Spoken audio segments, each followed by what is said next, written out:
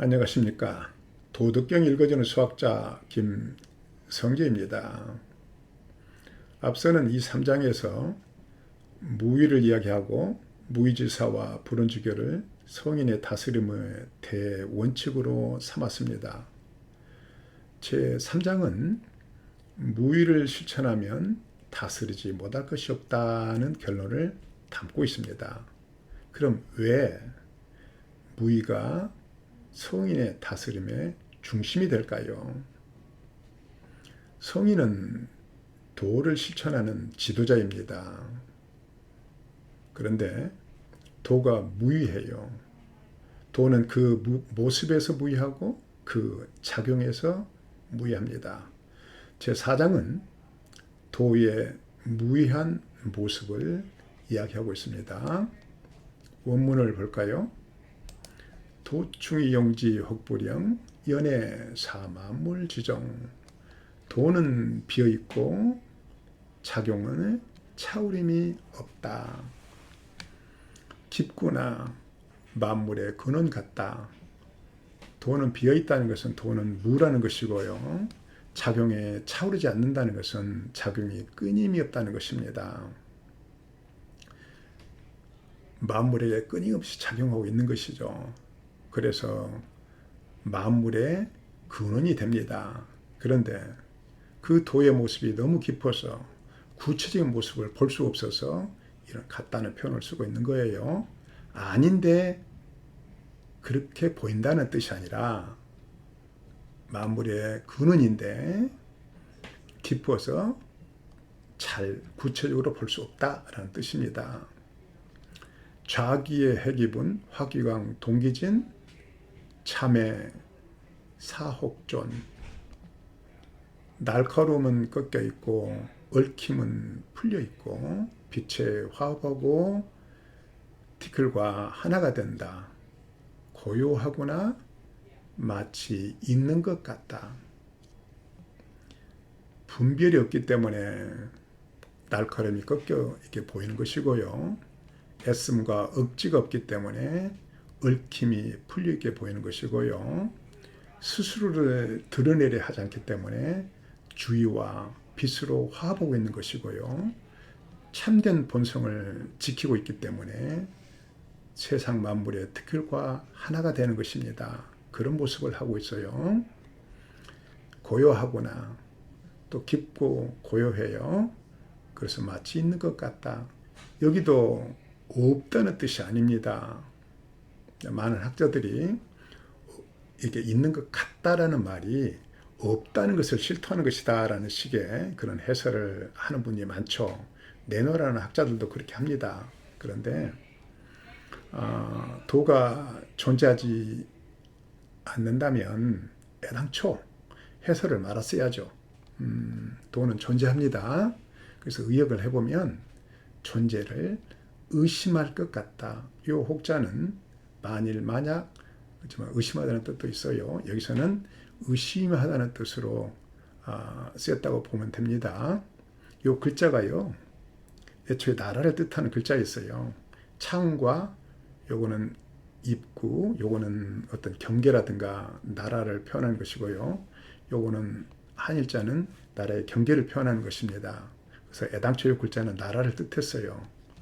그래서 변방에서 이제 수비를 할 때, 경비를 쓸 때 혹여나 적들이 쳐들지 않을까 의심하고 이러한 뜻을 가진 글자로 변모를 하게 되죠. 그래서 나중에는 만약, 혹여, 의심하다 이런 글자로 쓰이게 되죠. 그래서 나라는 글자는 여기다가 큰 입구를 씌워서 나라나 국자가 되죠. 이때의 그 큰 입구, 요 내부를 포함하고 있는 큰 입구는 에워싼다는 뜻의 위자입니다. 작은 입구는 그냥 입구인데요. 큰 입구는 위라고 발음하셔야 돼요. 그래서 여기는 의심한다로 하는 것이 합당합니다. 오부지 수지자 상제지선. 나는 알지 못한다 누구의 아들인지. 뭐뭐 같다. 제는 옥황상제를 뜻합니다. 옥황상제보다 먼저인 것 같다. 옥황상제는 천지를 창조한 제왕이죠. 그보다 먼저라는 것은 도가 천지보다 앞선다는 것입니다. 그래서 도의 모습을 이제 결론 지어보면 만물의 근원이고 또 이제 존재하지만 그 모양이 무이고요. 이제 천지에 앞서고 또 무의하다는 것입니다. 억지 수렴이 없는 거예요. 또 애씀도 없고 분별도 없고 위함이 없는 거죠. 그래서 무의하다는 것입니다. 여기에 화기광 동기진을 화광동진만 따서 세상에 회자되고 있죠. 재능과 덕을 갖추고 감추고 세상과 조화를 이루는 그런 것을 화광동진이라고 합니다. 이처럼 도는 무의하고 끊임없이 작용하고 있습니다. 서두르는 것도 없고 애씀도 없고 분별도 없습니다. 그런데 세상은 좀 조급한 면이 많죠. 사람들은 툭하면 일의 처리 속도를 높이려고 안달을 합니다. 괜찮아 보이는 아이디어가 생기면 결과를 지나치게 빨리 얻으려 하고 또 지나치게 짜내려 합니다. 하지만 무리한 속도는 오히려 역효과를 가져올 수 있다는 것을 역사가 보여주고 있습니다. 예를 들어 볼까요? 스타벅스는 1971년도에 창업했죠. 1994년에 이르러서 약 459의 점포를 가지게 되는데 그때부터 2007년에 이르러서 13,000개 정도의 매장을 갖게 됩니다. 엄청나게 빠른 성장이죠. 사실은 도를 넘는 성장이에요. 그래서 경기 불황기가 아님에도 불구하고 2008년에 약 600개 정도의 매장을 폐점하고 12,000명의 종업원을 해고해야 하는 결과를 낳습니다. 이 과도한 성장이 부른 역효과죠. 인간 사회뿐만 아니에요. 과도한 것은 빠른 것은 꼭 부작용을 낳습니다. 대개 어린 나무는 커다란 엄마 나무의 그늘에서 햇빛을 많이 받지 못한 채 수십 년을 천천히 자랍니다. 이렇듯 느릿느릿 자라기 때문에 단단한 나무가 되는 것입니다. 만일 탁 트인 장소에 나무를 심으면 이야기가 달라집니다. 햇빛을 듬뿍 받고 빠르게 성장할 수 있겠지만 단단하게 될 시간이 없어서 무른 나무가 되고 맙니다. 무른 나무는 질병에 취약하죠. 특히 곰팡이가 잘 번식합니다. 결국 빠르게 자란 나무는 쉽게 썩을 수 있어 큰 나무로 성장할 기회를 놓칠 확률이 높다고 합니다.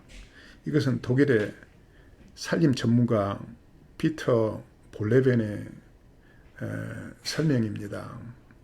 이처럼